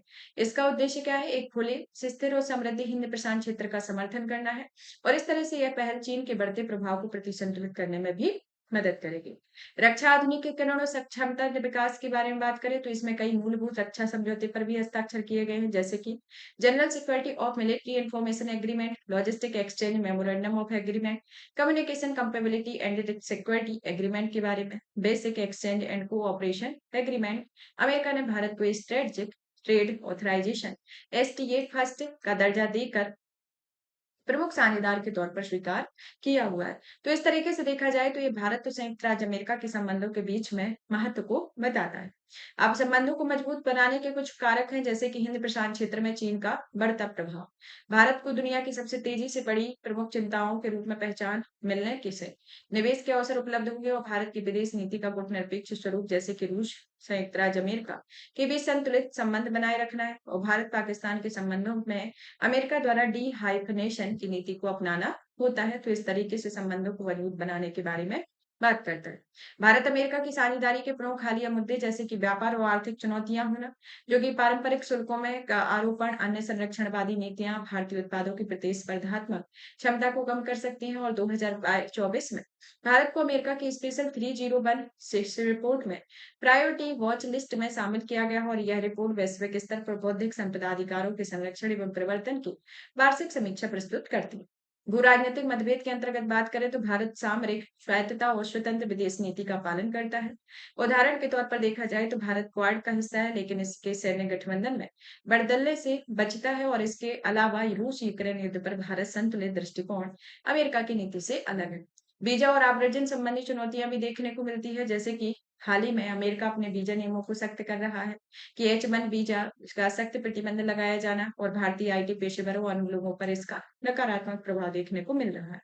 मानव एवं धार्मिक अधिकारों से संबंधित चिंताएं भी देखने को मिल रही है कि संयुक्त राज्य अमेरिका ने अंतर्राष्ट्रीय धार्मिक स्वतंत्रता आयोग से नागरिकता संशोधन अधिनियम 2019 की चिंता जताई थी और भारत ने इसे आंतरिक मामलों में हस्तक्षेप के रूप में देखा था। भारत पर प्रतिबंध लगाना जैसे कि अमेरिका ने भारत द्वारा रूस से S-400 वायु रक्षा प्रणाली जैसे उन्नत हथियारों की खरीद पर चिंता व्यक्त की है और इसके चलते America countering America's advisory through section act के तहत भारत पर आर्थिक एवं अन्य प्रतिबंध लगाने की चेतावनी भी देता रहता है। भारत अमेरिका साझेदारी और को मजबूत करने के उपाय जैसे द्विपक्षीय व्यापार समझौते को अंतिम रूप देना और हाल ही में घोषित BTA वार्ता में बाजार पहुंच बढ़ेगी, प्रशुल्क कम होंगे, निवेश को बढ़ावा मिलेगा, आपूर्ति श्रृंखला मजबूत होगी। साथ ही सुरक्षा फ्रेमवर्क के अंतिम रूप देने के संदर्भ में दोनों देशों ने 2025 से 35 में 10 वर्षीय फ्रेमवर्क को शीघ्र अंतिम रूप देने के मिलकर कार्य किया है और यह पारंपरिक रक्षा समझौते को अंतिम रूप इसके अंतर्गत दिया जाता है। H-1 वीजा में प्रतिबंधों में ढील होने देने के संदर्भ में अमेरिकी भारतीय आईटी पेशेवरों, शोधकर्ताओं आदि के लिए वीजा प्रक्रियाओं को सरल बना सकता है और कटसा CATSA के तहत छूट दी गई है, जिसमें भारतीय अमेरिकी समुदायों को इसके तहत दीर्घकालिक छूट दिलाने के लिए उपयोग किया जा सकता है। मानवाधिकार और धार्मिक स्वतंत्रता से जुड़े मुद्दों का प्रबंधन होगा। उभरती प्रौद्योगिकी और आर्टिफिशियल इंटेलिजेंस का सहयोग इसके अंतर्गत बढ़ेगा। जैसे कि जो यूएस ट्रस्ट पहल है, उसके अंतर्गत यूएस इंडिया रोड मैप और एक्सेलरेटेड एआई इंफ्रास्ट्रक्चर तैयार किया जाएगा। तो इस तरीके से ये प्रमुख पहलों के बारे में। अब आते हैं भारत संयुक्त राज्य अमेरिका सैन्य परमाणु समझौते के बारे में, कि हाल ही में केंद्रीय बजट 2047 तक 100 गीगावाट परमाणु ऊर्जा विकसित करने का ध्यान केंद्रित किया गया। साथ ही परमाणु ऊर्जा अधिनियम तथा परमाणु क्षति के नागरिक दायित्व अधिनियम में संशोधन करने की घोषणा की गई और इसमें कई वर्षों से लंबित पड़े भारत अमेरिका असैन्य परमाणु समझौते को पुनर्जीवित किया जा सकता है। इसके अलावा देखें तो हाल ही में संयुक्त राज्य अमेरिका ने एंटिटी लिस्ट से 3 भारतीय परमाणु संस्थानों को हटा दिया है और इन संस्थानों में विदेशी संस्थानों के साथ जो व्यापार है उसको प्रतिबंधित किया गया है और राष्ट्रीय सुरक्षा के लिए जोखिम माना जाता है। प्रेजेंट टाइम में देखा जाए तो अमेरिका ने जब से राष्ट्रपति डोनाल्ड ट्रंप बने हुए हैं, तब से काफी उतार-चढ़ाव देखने को मिल रहे हैं। जैसे कि अभी आज ही का जो न्यूज़ आया हुआ है, उसमें 27% जो जवाबी शुल्क है, उसको लगाने की बात की है अमेरिका में, और भी अन्य 60 देशों को साथ में इसमें नामांकित किया है कि 60 देशों पर ये जवाबी शुल्क लगाया जाएगा। तो जब से डोनाल्ड ट्रंप राष्ट्रपति बने हैं अमेरिका में, तब से काफी सारे कंट्राडिक्शन देखने को मिले हैं। तो ये आपका जो यूपीएससी का प्री है, उसमें तो पूछा ही जाएगा, क्योंकि आपके जनवरी में राष्ट्रपति बन गए थे। वो जनवरी में बन गए थे, तो ये आपका लास्ट से जो 5-6 में, जैसे कि मई 2025 में पेपर है, तो उसमें तो आपका आएगा। और इसके मेंस में भी आपसे अमेरिका यानी कि जो आईआर है इस बार, वो थोड़ा ज़्यादा इम्पोर्टेंट होने जा रहा है, क्योंकि अमेरिका जो एक सबसे विकासशील विकसित देश है, और अमेरिका का पूरे विश्व पर एक अलग ही प्रभुत्व रहता है। और अगर वहाँ पर इस तरीके के कंट्राडिक्शन हो रहे हैं और ऐसे हमेशा मतलब जब से वो राष्ट्रपति बने हुए हैं, तब से कुछ ना कुछ ऐसी चीज़ें सामने उभर कर आ रही हैं, जो आपने बहुत टाइम पहले सुनी होंगी या फिर सुनी नहीं होगी। तो ये आपके लिए बहुत ज़्यादा इम्पोर्टेंट है, और जो भी अमेरिका से रिलेटेड न्यूज़ है या चीज़ें हैं, उनको बहुत अच्छे से पढ़ना है। चाहे आपका प्री का एग्ज़ाम हो, चाहे मेंस का एग्ज़ाम हो, क्योंकि ये आपके इससे क्वेश्चन बनने ही बनने हैं। चाहे आप कितना भी कर लें, इस बार आईआर में आपका यूएसए से बहुत क्वेश्चन आने वाले हैं। चलिए, तो इसके 3 संस्थानों के बारे में बात कर लेते हैं। किन संस्थान आते हैं, जैसे कि आपका भाभा परमाणु अनुसंधान केंद्र, इंदिरा गांधी परमाणु ऊर्जा केंद्र और इंडियन रेयर अर्थ लिमिटेड आता है। हटाने के महत्व, जैसे कि इन कई वर्षों में लंबित परमाणु ऊर्जा के शांतिपूर्ण उपयोग के संबंध में अमेरिका भारत समझौते को लागू करने पर मार्ग प्रशस्त हुआ है और 123 समझौते भी कहा जाता है। अब आते हैं आगे की ओर, कि भारत अमेरिका में असैन्य समझौते की या 123 समझौते के बारे में बात जान लेते हैं। जैसे कि आपसे पूछ लिया जाए कि जो हाल फिलहाल में चर्चा में रहा 123वां समझौता क्या है, या फिर 100 खबर में रहे 123वें समझौते की क्या पृष्ठभूमि है, ये अभी शुरुआत हुई है या फिर पहले से लागू है। तो इस तरीके की प्रक्रिया आपसे पूछी जा सकती है, और ये समझौते परमाणु से रिलेटेड समझौते हो या फिर आर्थिक राजनीतिक किसी भी तरीके के समझौते हैं, प्रेजेंट में काफी चल रहे हैं। तो इसके जो 123 समझौते की जो पृष्ठभूमि है, वो होती है शुरुआत 1978 में। 1978 में, तब जब भारत द्वारा 1974 में परमाणु परीक्षण के बाद अमेरिका ने भारत पर प्रतिबंध लगाए हैं, और 2005 में अमेरिका और भारत असैन्य परमाणु सहयोग पर सहमत हुआ है, और 2008 में अमेरिका भारत असैन्य परमाणु समझौता या 123 समझौता, जो यूएस एटॉमिक एनर्जी एक्ट की धारा 123 के तहत अंतिम रूप से लागू हुआ है। भारत अमेरिका परमाणु समझौते का अवलोकन जो है वह अंतर्राष्ट्रीय परमाणु ऊर्जा एजेंसी सेफगार्ड के अंतर्गत भारत को अपने असैन्य परमाणु रिएक्टरों में स्थायी रूप से सेफगार्ड के अधीन रखना है। और भारत ने एक अतिरिक्त प्रोटोकॉल पर भी हस्ताक्षर किए हैं, जिसमें असैन्य परमाणु सुविधाओं के निरीक्षण में अधिक अधिकार प्राप्त हुए हैं। परमाणु परीक्षण और सुरक्षा के दृष्टिकोण से देखा जाए तो इस पर कोई स्वैच्छिक रोक लगाई गई है और परमाणु शस्त्रागार की सुरक्षा को मजबूत किया है। अमेरिकी सहयोग भी देखने को मिला है कि अमेरिकी कंपनियों ने भारत में परमाणु रिएक्टर बनाने और इसके असैन्य ऊर्जा कार्यक्रम में परमाणु ईंधन की आपूर्ति करने पर अनुमति दी हुई है। परमाणु आपूर्तिकर्ता समूह द्वारा छूट हुई है, जिसमें परमाणु अप्रसार संधि पर हस्ताक्षर न करने के बावजूद एनएसजी में भारत पर लगाया गया प्रतिबंध हटा दिया गया, और यह अन्य देशों में भारत के परमाणु ईंधन और तकनीकी बेचने में इसमें सक्षम हुए। परमाणु आपूर्तिकर्ता समूह के अंतर्गत बात करें तो इसका गठन जो होता है वह 1974 में भारत के पोखरण फर्स्ट में परीक्षण की बात किया गया और यह परमाणु सामग्री तकनीकी एवं उपकरणों के व्यापार को नियंत्रित करती है। परमाणु अप्रसार संधि में यह संधि संयुक्त राष्ट्र के तहत 1970 में लागू हुई थी और इसका उद्देश्य परमाणु हथियारों के प्रसार को रोकना, निशस्त्रीकरण को बढ़ावा देना और परमाणु ऊर्जा के शांतिपूर्ण उद्देश्यों यानी उपयोग को सक्षम बनाना है। तो इसके अंतर्गत एक प्रमुख नीति आती है। भारत और अमेरिका में असैन्य परमाणु समझौते में भारत की विशिष्ट स्थिति के अंतर्गत बात करें जैसे कि परमाणु परीक्षण, ईंधन पुनर्चक्रण, ईंधन की आपूर्ति। परमाणु परीक्षण के अंतर्गत की वह स्थिति होती है जिसमें समझौते को रद्द करने वाला या कोई विशेष खंड शामिल नहीं होता है। इसमें भारत की सामरिक स्वायत्तता पर ध्यान रखा जाता है। ईंधन पुनर्चक्रण होता है जिसमें अमेरिका के इस्तेमाल किए गए परमाणु ईंधन में पुनर्चक्रण की अनुमति दी गई है, जो कि परमाणु अप्रसार संधि में शामिल न होने वाले देशों के लिए एक असाधारण उपलब्धि है। और भारत को सुनिश्चित ईंधन आपूर्ति का आश्वासन दिया गया है, जिसमें संयुक्त राज्य अमेरिका द्वारा निरंतर ईंधन उपलब्ध कराने की प्रतिबद्धता भी व्यक्त की गई है। तो इस तरीके से ये समझौते भारत की स्थिति की विशिष्ट स्थिति के बारे में बात करते हैं। भारत अमेरिका में असैन्य परमाणु समझौते के इंपोर्टेंस को बात करें तो पहला तो आता है कि भारत पर लगे परमाणु प्रतिबंधों की समाप्ति होती है, जिसमें परमाणु व्यापार के 3 दशक से चले आ रहे अमेरिकी प्रतिबंध को हटाकर ऐतिहासिक बदलाव की शुरुआत की है। भारत की परमाणु स्थिति को वैधता मिली है, जिसमें परमाणु हथियार रखने वाले देश के रूप में मान्यता प्रदान है और भारत ने एनपीटी पर हस्ताक्षर नहीं किए और भारत को अंतर्राष्ट्रीय परमाणु प्रौद्योगिकी और ईंधन तक पहुंच प्राप्त हुई है। साथ ही अपने परमाणु हथियार के कार्यक्रम को बनाए रखने की अनुमति भी मिली हुई है। उदाहरण के तौर पर देखा जाए तो फ्रांस, रूस से यूनाइटेड किंगडम, जापान, कनाडा के साथ सहयोग समझौते ने जैतापुर एवं कुडनकुलम संयंत्रों जैसे शांतिपूर्ण परमाणु परियोजनाओं को सक्षम बनाया हुआ है। भारत अमेरिका रणनीतिक साझेदारी की मजबूती के अंतर्गत बात करें तो इन्होंने अमेरिका भारत संबंधों में घनिष्ठ बनाने की नींव रखी है और यह तनावपूर्ण द्विपक्षीय संबंध व्यापार वैश्विक रणनीतिक साझेदारी में बदल गए हैं। घरेलू ऊर्जा सुरक्षा को बढ़ावा दिया गया है, जिसमें रिएक्टर दक्षता को 2006 से 7 में 50 से 55% बढ़ाकर 80% किया गया। इससे फ्रांस, कजाकिस्तान, ऑस्ट्रेलिया, कनाडा, रूस के साथ दीर्घकालिक यूरेनियम आयात समझौते पर समर्थन मिला हुआ है। अन्य ग्रुप समझौते में भागीदारी देखने को मिली है कि 2008 के बाद भारत 3 प्रमुख नियंत्रण व्यवस्थाओं में शामिल हुआ है और भारत मिसाइल प्रौद्योगिकी नियंत्रण व्यवस्था में 2016 में, बाशिनार अरेंजमेंट ने 2017 में, ऑस्ट्रेलिया समूह में 2018 में शामिल हुआ है। तो इस तरीके से आपको ये भी याद रखना है कि भारत कौन-कौन से जो व्यवस्थाएं हैं या फिर जो-जो समूह है, उनमें किसमें शामिल है, किसमें शामिल नहीं है। तो ये कौन-कौन से ग्रुप आते हैं, कौन-सा है? पहला तो आपका भारत मिसाइल प्रौद्योगिकी नियंत्रण व्यवस्था में 2016 में और वाशिनार अरेंजमेंट 2017 में, ऑस्ट्रेलिया समूह 2018 में शामिल हुआ है। अब चलिए जान लेते हैं भारत अमेरिका के असैन्य परमाणु समझौते से जुड़ी प्रमुख चुनौतियों के बारे में। पहली चुनौती आती है नागरिक दायित्व कानून को लेकर कि भारत में परमाणु क्षति के लिए नागरिक दायित्व अधिनियम 2010 ने अंतर्राष्ट्रीय मानदंडों के साथ तनाव उत्पन्न किया है और यह अधिनियम की धारा 17 बी के तहत दुर्घटना की स्थिति में ऑपरेटर यानी कि nuclear power cooperation of India limited के आपूर्तिकर्ताओं जैसे कि अमेरिकी कंपनी की मुआवजा मांगने की अनुमति दी है। Nuclear power cooperation of India limited Bharat के परमाणु ऊर्जा संयंत्रों को ऑपरेट करता है और सुप्रीम कोर्ट का निर्णय दिया गया है कि 2010 में सुप्रीम कोर्ट ने भोपाल गैस त्रासदी से सबक लेते हुए भारत में परमाणु कानून के तहत आपूर्ति के दायित्व को बरकरार रखा है, जिससे निजी निवेश में बाधा उत्पन्न होगी।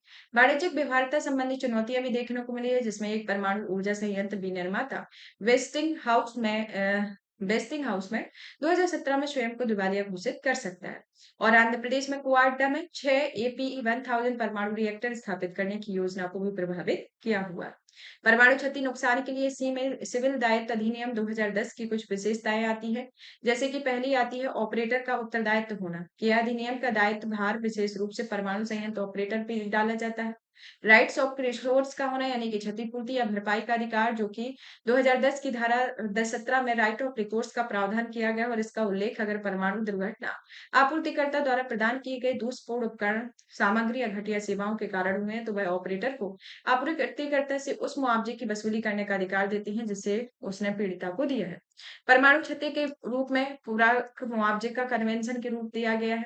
बीमा पूल मैकेनिज्म भी देखने को मिला है कि इंडियन न्यूक्लियर इंश्योरेंस पूल, जो कि 1500 करोड़ में ऑपरेटर्स आपूर्तिकर्ता के उत्तरदायित्व को कवर किया गया है और कोई पूर्वव्यापी प्रभाव इसमें नहीं रहा है, जो कि देयता सीमाओं में भविष्य में किए गए संशोधनों और मौजूदा कॉन्ट्रैक्ट के पूर्वव्यापी रूप में प्रभावित नहीं करेगा। भारत से अमेरिकी असैन्य परमाणु समझौते को लागू करने की दिशा में आगे की राह देखा जाए तो भारत ने सीएलएनडी अधिनियम में संशोधन किया हुआ है। दायित्व को लेकर अंतर सरकारी समझौते भी स्थापित किए गए हैं। बीमा पुल का कार्यान्वयन भी तेजी हुआ है और निष्कर्ष के तौर पर देखा जाए तो भारत और अमेरिका के बीच में असैन्य परमाणु समझौता ऊर्जा क्षेत्र में बड़ा बदलाव ला सकता है और ये तकनीकी सहयोग को बढ़ाने और भारी विदेशी निवेश को आकर्षित करने पर जरूरी और देवता से जुड़े मुद्दों को सुलझाया जाए। तो इस तरीके से इसका निष्कर्ष आता है। अब आते हैं भारत फ्रांस संबंधों के बारे में कि हाल ही में देखा जाए तो भारत और फ्रांस ने पेरिस में आयोजित आर्टिफिशियल इंटेलिजेंस एक्शन समिट की सह अध्यक्षता की हुई है। अन्य संबंधों के बारे में देखा जाए तो इससे संबंधित तथ्य में कि फ्रांस द्वारा पेरिस में आयोजित एआई एक्शन समिट का जो ऑब्जेक्ट है यानी कि इसका उद्देश्य यह सुनिश्चित करना होता है कि आर्टिफिशियल इंटेलिजेंस का विकास एवं उपयोग अर्थव्यवस्था, समाज एवं पर्यावरण की भलाई के लिए हो ताकि आम लोग भी इससे लाभान्वित हो सके और इस समिति में यूनेस्को ने एक महत्वपूर्ण भागीदार के रूप में भाग लिया है। इनमें राज्य सरकार के प्रमुखों, अंतर्राष्ट्रीय संगठनों में प्रमुखों और एआई क्षेत्रों में व्यावसायिक नेतृत्वकर्ता ने भाग लिया हुआ है और फ्रांस ने अगले एआई समिट में मेजबान के रूप में भारत का समर्थन भी किया हुआ है। फ्रांस की अवस्थिति को देखा जाए तो यहाँ पर फ्रांस है जिसकी राजधानी पेरिस है। तो इस तरीके से ये फ्रांस की अवस्थिति है। अब आते हैं आर्टिफिशियल इंटेलिजेंस पर पेरिस चार्टर का मुख्य सिद्धांत आया हुआ है उसके बारे में। तो जैसे कि इसमें पहला तो आता है एआई में खुलापन के तौर पर कि ओपन मॉडल्स के विकास को समर्थन देने के लिए मजबूत इकोसिस्टम की आवश्यकता होती है जिसमें मानक निर्धारण, टूलिंग यानी कि सहायक साधन और सर्वोत्तम पद्धतियां शामिल है। एआई में जवाबदेही देखने को मिलती है जिसमें डिजाइन, विकास, इस्तेमाल में जवाबदेही जरूरी है। इसके लिए मौजूदा राष्ट्रीय और अंतर्राष्ट्रीय नियमों को पालन, शोध के लिए अनुकूल परिस्थितियां, निगरानी व्यवस्था, मजबूत संस्थाएं व नागरिक समाज की भागीदारी आवश्यक है। लोकहित के लिए एआई जो आती है वह लोकतांत्रिक तरीके से एआई के गवर्नेंस के लिए पारदर्शिता और जन भागीदारी को प्राथमिकता देती है। तो इस तरीके से ये आर्टिफिशियल इंटेलिजेंस के पेरिस चार्टर के अंतर्गत कुछ सिद्धांत आते हैं। चलिए अब बात कर लेते हैं कि भारत के लिए आखिर फ्रांस का क्या महत्व है। जैसे कि हर एक जो रिलेशन है उसको पढ़ा जाता है लेकिन क्या होता है कि किसका किससे संबंध है ये भी आपका जरूरी हो जाता है। तो भारत के लिए फ्रांस का क्या संबंध है इसके बारे में देखें तो प्रथम रणनीतिक साझेदारी जो आती है 1988 में स्थापित होती है कि रणनीतिक रूप से समान विचारधारा जो आती है वह एक तरीके से दोनों देशों में वैश्विक राजनीति में स्वतंत्रता को महत्व देती है। द्विपक्षीय विश्व युद्ध के बाद भारत ने गुटनिरपेक्ष नीति का पालन किया है, वहीं फ्रांस ने 1966 में नाटो की सैन्य कमान से हट गया था और दोनों देशों ने शीत युद्ध के बाद अमेरिकी प्रभुत्व वाली विश्व व्यवस्था का भी विरोध किया था। भारत के हित में समर्थन देखा जाए तो 1998 में भारत ने परमाणु परीक्षण किया था और इसके बाद कई देशों ने भारत पर प्रतिबंध लगा लिए लेकिन फ्रांस के साथ भारत का साथ दिया हुआ था। P5 देशों ने फ्रांस ने ही सबसे पहले यूएनएससी भारत की स्थायी सदस्यता पर पुरजोर समर्थन किया और G7 संयुक्त राष्ट्र सुरक्षा परिषद, नाटो, ईयू आदि में एक सदस्य के रूप में फ्रांस बहुत प्रभावशाली रहा है। तो ये भारत के लिए हित के समर्थन है, ये रणनीतिक रूप से समान विचारधारा है। हिंद प्रशांत क्षेत्र में जो साझेदारी है उसके बारे में बात करें तो इसमें फ्रांस के राज्य क्षेत्र में है और यह स्थिर या नियम आधारित हिंद प्रशांत क्षेत्र की आकांक्षा दोनों देशों में और भारत में एक कुल व्यापार 55% हिस्सा दक्षिण चीन सागर में ओमलक का जल संधि से होकर गुजरता है। मुख्य रक्षा साझेदार के अंतर्गत बात करें तो फ्रांस भारत के लिए रक्षा उपकरणों का एक मुख्य स्रोत है और भारत अब फ्रांस को भी रक्षा उपकरण निर्यात करने लगा है और यह संयुक्त परियोजनाओं में स्कॉर्पियन पनडुब्बियों, Rafale aircraft, fighter jet engine शामिल है और 2020 से 24 के दौरान फ्रांस के कुल तैयार निर्यात का 28% भारत के निर्यात को किया गया है। तो इस तरीके से ये स्थिति देखने को मिलती है। भारत और फ्रांस के साझेदार के प्रमुख आयाम आते हैं कि फ्रांस जो है वह पहला देश है जिसने भारत ने द्विपक्षीय संबंधों को घनिष्ठ बनाने के लिए 26 जनवरी 1998 को अपनी पहली रणनीतिक साझेदारी स्थापित की और भारत फ्रांस सहयोग से कुछ निम्नलिखित क्षेत्र हैं कि सहयोग के क्षेत्र में आता है कुछ विवरण है जैसे कि इसका आर्थिक जो क्षेत्र आता है वह वित्त वर्ष 2022-23 में कुल द्विपक्षीय व्यापार पहली बार $13 बिलियन के आंकड़े को पार कर गया। इससे भारत के निर्यात में $7 बिलियन अमेरिकी डॉलर को ही पार कर गया। और रक्षा के क्षेत्र में देखा जाए तो इन्होंने महत्वपूर्ण सैन्य अभ्यास जैसे कि शक्ति में थल सेना अभ्यास, गरुड़ अभ्यास, द्विपक्षीय वायुसेना में तरंग शक्ति जो आता है बहुराष्ट्रीय वायुसेना अभ्यास, वरुण अभ्यास, नौसेना अभ्यास आदि के अंतर्गत होते हैं। कुछ FRIND यानी कि फ्रांस और भारत को मिलाकर इसमें एक डिक्लेरेशन किया गया है कि फ्रांस इंडिया डिफेंस स्टार्टअप एक्सेलरेंस को होराइजन 2047 भारत फ्रांस रक्षा रोड मैप औद्योगिक रोड मैप में निहित विजन के तहत शुरू किया गया है जिसमें रक्षा इकोसिस्टम से जुड़े प्रमुख हितधारकों को एक साथ लाएगा और होराइजन 2047 जो है वह रोड मैप भारत फ्रांस रणनीतिक साझेदारी की 25वीं वर्षगांठ पर इसे लॉन्च किया गया है और 2047 तक द्विपक्षीय संबंधों को इसमें दिशा तय की गई है और 2047 तक भारत की स्वतंत्रता की 100वीं वर्षगांठ मनाई जाएगी और इसके साथ ही दोनों देशों में राजनयिक संबंधों के 100 वर्ष, रणनीतिक साझेदारी के 50 वर्ष पूरे होंगे। अब आते हैं हम नेक्स्ट विज्ञान की ओर। तो विज्ञान के अंतर्गत जब देखते हैं तो भारत और फ्रांस में एआई रोड मैप के अंतर्गत एआई में जैसे कि वे सुरक्षित, खुले, संरक्षित, भरोसेमंद आर्टिफिशियल इंटेलिजेंस बनाना चाहते हैं, तो उनके विचारों पर एक जैसी सोच दिखाता है। इसमें जो भारत की एनपीसीआई इंटरनेशनल पेमेंट लिमिटेड और फ्रांस की लाइरा कलेक्ट के बीच समझौते पर हस्ताक्षर किए हुए हैं, और फ्रांस और यूरोप में यूनाइफाइड पेमेंट इंटरफेस को लागू करने के लिए भी किया गया। आर्टिफिशियल इंटेलिजेंस का भी आपका एक अलग ही रोल अभी उभर कर आया हुआ है, जैसे कि अभी ट्विटर के द्वारा ग्रोक यानी कि एक्स जिसे कहा जाता है, जो पहले ट्विटर था इसे वर्तमान में एक्स कहा जाता है, तो इसके संस्थापक जो है वो एलन मस्क हैं। अभी उसके मैन है, तो उसमें इनके द्वारा ग्रुप एक एआई को लॉन्च किया गया है। आप इससे जो भी सवाल पूछेंगे वो उस तरीके से आपके आंसर देता है। तो इसमें अभी ये तो चर्चा में रहा है, लेकिन आप भारत का फ्रांस के साथ इस तरीके का जो समझौता किया गया है, तो ये एआई से रिलेटेड जैसे पहला तो मुद्दा हुआ आपका अमेरिका, दूसरा हुआ एआई। एआई का प्रेजेंट टाइम में काफी एक तरीके से, क्योंकि अमेरिका का अरे चाइना का डीप से ये कई कंट्री जो है उन्होंने अपने एआई बना लिए हैं। भारत ने बनाया है, नहीं बनाया है, कहाँ कितनी प्रक्रिया है, किस तरीके के समझौते चल रहे हैं कि भारत कभी बनाएगा, कब तक बनाएगा, तो इस तरीके की प्रक्रियाओं को आपको ध्यान में रखना है। अंतरिक्ष के अंतर्गत देखा जाए तो इसमें फ्रांस भारत के अंतरिक्ष मिशन के लिए आवश्यक घटकों उपकरणों का एक प्रमुख आपूर्ति करता है। दोनों देशों ने भारत के पहले मानव अंतरिक्ष मिशन गगनयान के लिए एक समझौते पर हस्ताक्षर किए हैं, और दोनों देशों के बीच चल रही परियोजनाओं में संयुक्त उपग्रह तृष्णा, समुद्री क्षेत्र में जागरूकता, पेलोड, ग्राउंड स्टेशन सपोर्ट, मानव अंतरिक्ष उड़ान और पेशेवर आदान प्रदान इसमें शामिल है। परमाणु ऊर्जा के अंतर्गत देखें तो भारत और फ्रांस ने 2008 में एक सिविल परमाणु समझौते पर हस्ताक्षर किए और जैतापुर परमाणु ऊर्जा संयंत्र संहित शांतिपूर्ण परमाणु ऊर्जा सहयोग करना है। अन्य क्षेत्रों के अंतर्गत देखा जाए तो जलवायु परिवर्तन में दोनों देशों में 2015 में पेरिस जलवायु समझौते के क्रियान्वयन को सक्रिय रूप से आगे बढ़ाया गया है, और दोनों देशों ने संयुक्त रूप से 2018 में अंतर्राष्ट्रीय सौर गठबंधन का शुभारंभ किया हुआ है। संस्कृति के अंतर्गत बात करें तो भारत और फ्रांस सांस्कृतिक समझौते के 60 वर्ष पूरे होने के उपलक्ष्य में दोनों देशों ने ईयर ऑफ इनोवेशन 2026 के तहत सांस्कृतिक आदान प्रदान प्रदान करेंगे, और ईयर ऑफ इनोवेशन 2026 में एक बहुक्षेत्रीय पहल है जिसमें संस्कृति शामिल है, और इसके लिए एक लोगो लॉन्च किया गया है। त्रिपक्षीय सहयोग देखने को मिला है कि भारत, फ्रांस, ऑस्ट्रेलिया में यह एक स्वतंत्र, खुले और नियम आधारित हिंद प्रशांत को बढ़ावा देते हैं। भारत फ्रांस यूएई में त्रिपक्षीय सहयोग और सौर एवं परमाणु ऊर्जा, जलवायु कार्यवाही और जैव विविधता संरक्षण पर ध्यान केंद्रित करती है। भारत और फ्रांस के बीच क्या क्या चुनौतियां हैं, जैसे कि पहली आती है परमाणु ऊर्जा सहयोग में बाधाओं का होना, कि फ्रांस ने जैतपुर में परमाणु ऊर्जा रिएक्टर बनाने की पेशकश की है, और अभी प्रेजेंट में देखा जाए तो उसमें कई चुनौतियां बनी हुई हैं। उच्च लागत होना, देरी और भारत के CLND अधिनियम 2010 में जुड़ी चिंताएं शामिल हैं। अलग अलग भू राजनीतिक रुख भी देखने को मिलते हैं। बौद्धिक संपदा अधिकार से जुड़ी हुई चिंताएं हैं। व्यापार संबंधी बाधाएं और संरक्षणवादी नीतियां इसके अंतर्गत देखने को मिलती हैं। अब आते हैं निष्कर्ष के तौर पर बात करें तो रणनीतिक साझेदारी का जो अर्थ होता है वह हर मुद्दों की सहमति नहीं होती, बल्कि मतभेदों को निजी स्तर पर सुलझाना होता है। भारत और फ्रांस ने ऐसे संबंध विकसित किए हैं जो दोनों देशों को परमाणु ऊर्जा से जुड़ी चुनौतियों का समाधान करने, यूरोपीय संघ के व्यापार समझौते को तेजी लाने और आर्थिक संबंधों को मजबूत करने के लिए बौद्धिक संपदा सुरक्षा में सुधार करना होगा। साथ ही वैश्विक संगठनों जैसे यूक्रेन संकट पर साझा दृष्टिकोण अपनाकर कूटनीतिक समन्वय को प्रभावी बनाना होता है। तो इस तरीके से इसके निष्कर्ष के तौर पर आप देख सकते हैं।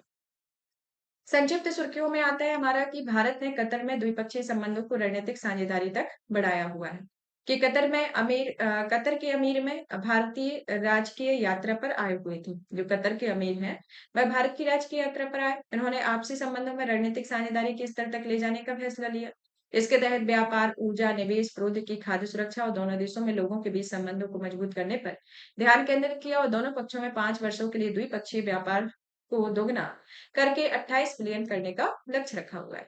यात्रा के कुछ अन्य मुख्य परिणाम आते हैं, जैसे कि रणनीतिक साझेदारी को मजबूत करने के लिए 2 समझौता ज्ञापनों पर हस्ताक्षर किए गए। व्यापार और निवेश पर सहयोग को बढ़ावा देने के लिए कतर बिजनेसमैन एसोसिएशन और भारतीय उद्योग संघ के बीच इन्वेस्ट कतर एवं इन्वेस्ट इंडिया के बीच अतिरिक्त समझौता ज्ञापन पर हस्ताक्षर किए गए। भारत कतर संबंधों में जैसे कि आपका आता है आर्थिक संबंध, जो कि 2023-24 में दोनों देशों के बीच में 14.8 बिलियन अमेरिकी डॉलर का द्विपक्षीय व्यापार है। ऊर्जा संबंध में कतर भारत का सबसे बड़ा एलएनजी आपूर्ति करता है, और भारत ने कुल एलएनजी आयात में 40% से अधिक आपूर्ति कतर से की है। रक्षा संबंधों के अंतर्गत बात करें तो यह जो रक्षा संबंध है वह 2018 में 5 वर्षों के लिए बढ़ाया गया। द्विपक्षीय अभ्यास हुआ है जाहिर अल बहर नौसेना का है और भारत ने नियमित रूप से कतर में आयोजित होने वाले द्विपक्षीय दोहा अंतर्राष्ट्रीय समुद्री रक्षा प्रदर्शनी और सम्मेलन में भाग लेता है। तो इस तरीके से देखा जाए तो ये भारत कतर संबंधों के बारे में है। और सांस्कृतिक संबंधों के अंतर्गत बात करें तो यहाँ भारतीय सांस्कृतिक केंद्र के साथ 2012 में सांस्कृतिक सहयोग समझौते के तहत नियमित आदान प्रदान और गतिविधियां संपन्न की जाती है। और लोगों के बीच संबंध में कतर ने 8,30,000 से अधिक भारतीय निवास करते हैं और यह भारतीय समुदाय दोनों के बीच में सांस्कृतिक संबंधों में मजबूत करता है। तो इस तरीके से ये आते हैं।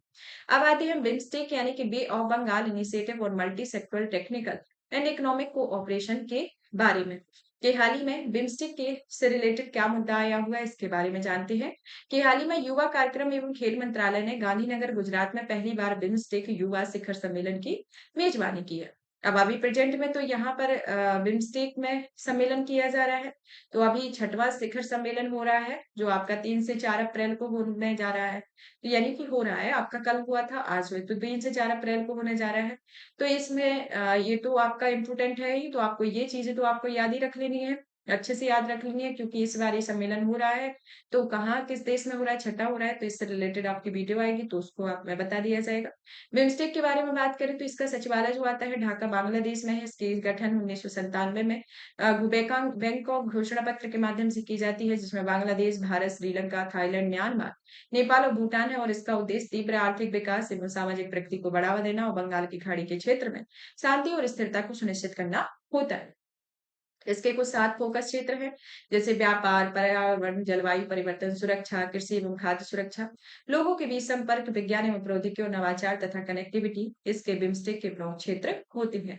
तो इस तरीके से बिम्स्टेक के बारे में है, तो आपको क्या याद रख लेना है कि युवा कार्यक्रम एवं खेल मंत्रालय ने गांधीनगर गुजरात में पहली बार बिम्स्टेक शिखर सम्मेलन की मेजबानी की हुई है।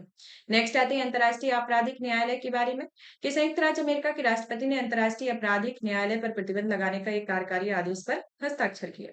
यह आदेश जो है उन व्यक्तियों और उन परिवारों को वित्तीय एवं वीजा संबंधी प्रतिबंध लगाता है जो अमेरिकी नागरिकों या इसराइल या जैसे सहयोगियों की आईसीसी जांच में सहायता करता है। चलिए तो जान लेते हैं कि जो अंतर्राष्ट्रीय आपराधिक न्यायालय है उसके बारे में। तो उसका मुख्यालय जो आता है वह नीदरलैंड हैग में है। विश्व का पहला स्थायी अंतर्राष्ट्रीय आपराधिक न्यायालय है और इसके संस्थापक संधि में रोम संधि के माध्यम से स्थापित किया गया है, जिसमें 1998 में इसे अपनाया गया और यह 2002 से प्रभावी है। आईसीसी द्वारा निपटाए जाने वाले अपराधों के प्रकार में जैसे नरसंहार, युद्ध अपराध, मानवता के खिलाफ अपराध, आक्रामकता के अपराध देखे जाते हैं। और अंतर्राष्ट्रीय न्यायालय आईसीसी से किस प्रकार भिन्न है इसके बारे में बात करें तो इसकी स्थापना होती है 1945 में। आईसीजे की स्थापना यानी कि अंतर्राष्ट्रीय न्यायालय की स्थापना 1945 में होती है। और दोनों देशों के बीच विवादों को सुलझाने के लिए इसकी स्थापना की जाती है और संयुक्त राष्ट्र द्वारा इसे स्थापित किया जाता है, जो एक संयुक्त राष्ट्र के न्यायिक के तौर पर कार्य करता है। इसकी भूमिका क्या होती है कि दोनों जो देश होते हैं उनके बीच कानूनी विवादों का समाधान करना और संयुक्त राष्ट्र के जो अधिकृत निकाय विशेष एजेंसियों द्वारा संदर्भित कानूनी मामलों में सलाहकारी राय प्रदान करना होता है। इसकी सदस्यता में जो अंतर्राष्ट्रीय आपराधिक न्यायालय है इसमें टोटल 125 देश शामिल है, जिसमें भारत, इजराइल, संयुक्त राज्य अमेरिका, रूस, चीन ये जो है वह रोम संधि के पक्षकार नहीं। और हालिया सदस्य जो 2019 में बनाया गया मलेशिया और 2025 में यूक्रेन बनाया गया है। तो ये आपको याद कर लेने हैं। प्रबंधन के अंतर्गत बात करें तो असेंबली ऑफ स्टेट्स प्रॉपर्टीज न्यायालय का प्रबंधन, निगरानी और विधायी निकाय है और यह निकाय उन देशों में प्रतिनिधियों से बना है जिन्होंने रोम संधि की पुष्टि की है और यह स्वीकार कर लिया गया। इनकी आधिकारिक भाषाओं में अंग्रेजी, फ्रेंच, अरबी, चीनी, रूस और स्पेनिश आती है। आईसीसी के कामकाज से संरचनात्मक मुद्दे जैसे कि पक्षकार देशों में सहयोग पर अत्यंत निर्भरता होना, क्योंकि आईसीसी के पास गिरफ्तारी और साक्ष्य संग्रह के लिए कार्यकारी शक्ति का अभाव देखने को मिलता है। और कुछ राजनीतिक दबाव भी आते हैं, जैसे कि अक्सर सत्ता की राजनीति मानवाधिकार के बीच में फंस जाते हैं और इसमें अक्सर कुछ देशों विरोधियों के निशाना बनाने के लिए इसे इस्तेमाल किया जाता है। अब आते हैं पश्चिमी अफ्रीकी देशों में आर्थिक समुदाय के बारे में कि सेना द्वारा शासित तीनों देशों जिसमें माली, बुर्किना फासो, नाइजर ने कूटनीतिक तनाव के बाद आधिकारिक तौर पर पश्चिमी अफ्रीकी क्षेत्रीय ब्लॉक ईसीओडब्ल्यूएस की सदस्यता को त्याग दिया है। अब ईसीओडब्ल्यूएस का फुल नाम क्या है? इसका नाम आता है economic community of West African states होता है। इसकी स्थापना 1975 में होती है। इसका मुख्यालय अबुजा, नाइजीरिया में स्थित है। इसका उद्देश्य संगठन का उद्देश्य लोगों के जीवन स्तर को बढ़ाने, आर्थिक समृद्धि सुनिश्चित करने, सदस्य देशों के बीच आर्थिक सहयोग को बढ़ावा देना होता है और यह सभी सदस्य देशों के यहाँ रहने और कार्य करने के अधिकार से संबंधित है और इसमें टोटल 12 सदस्य हैं जो कि उपयुक्त तीनों देश के निकलने के बाद है। और वर्तमान में सदस्यों के बारे में बात करें तो बेनिन, काबो वर्डे, कोटे दी आइवर, गैम्बिया, घाना, गिनी, गिनी बिसाऊ, लाइबेरिया, नाइजीरिया, सेनेगल, सेरा लियोन, टोगो आते हैं। तो इसके प्रमुख देश आते हैं। अब आते हैं पेट्रोलियम निर्यातक देशों के संगठन के बारे में कि हाल ही में ब्राजील की सरकार ने ओपेक प्लस संगठन में ब्राजील के शामिल होने की मंजूरी दी। ओपेक के बारे में बात करें तो यह तेल निर्यातक 12 विकासशील देशों में एक स्थायी अंतर सरकारी संगठन है जिसमें भारत सदस्य नहीं है।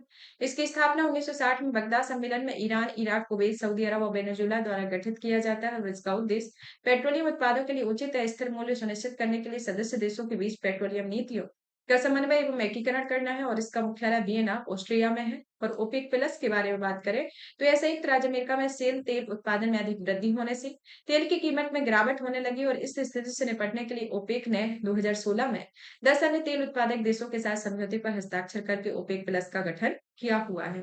तो ये ओपेक के बारे में है यानी कि ऑर्गेनाइजेशन और पेट्रोलियम एक्सपोर्टिंग कंट्रीज के बारे में होता है और ओपेक प्लस के बारे में भी हमने साथ ही साथ जान लिया।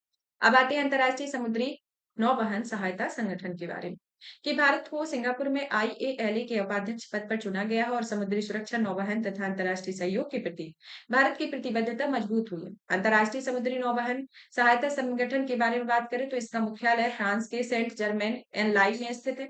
इसकी स्थापना 1957 में एक गैर सरकारी संगठन के रूप में की जाती है और यह जो है वह एक तरीके से अंतर सरकारी संगठन के रूप में ट्रांजिशन है और यह आईएएलए के पहले एक एनजीओ था और 2024 में इसे अंतरराष्ट्रीय अंतर सरकारी संगठन बना दिया गया। इसका उद्देश्य सदस्यों में वैश्विक स्तर पर समुद्री नेविगेशन सहायता की मानकीकरण में सहयोग करने का आह्वान करना है और ताकि जहाजों की आवाजाही सुरक्षित, प्रभावी और पर्यावरण अनुकूल बनाई जा सके।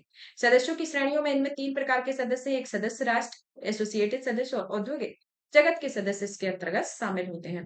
तो इस तरीके से देखा जाए तो आपका अंतर्राष्ट्रीय संबंधों से रिलेटेड टॉपिक जो है वह फिनिश होता है। नेक्स्ट डे आपका इकोनॉमी से रिलेटेड जो टॉपिक होगा उसको कवर करेंगे। तब तक आप इस सेशन को ज्यादा से ज्यादा शेयर करें, वीडियो को लाइक करें, चैनल को सब्सक्राइब करें और इसकी पीडीएफ आपको हमारे Telegram channel UPSC PSC with Diksha पर अवेलेबल हो जाएगी। तो वहां से आप पीडीएफ को डाउनलोड कर सकते हैं। धन्यवाद।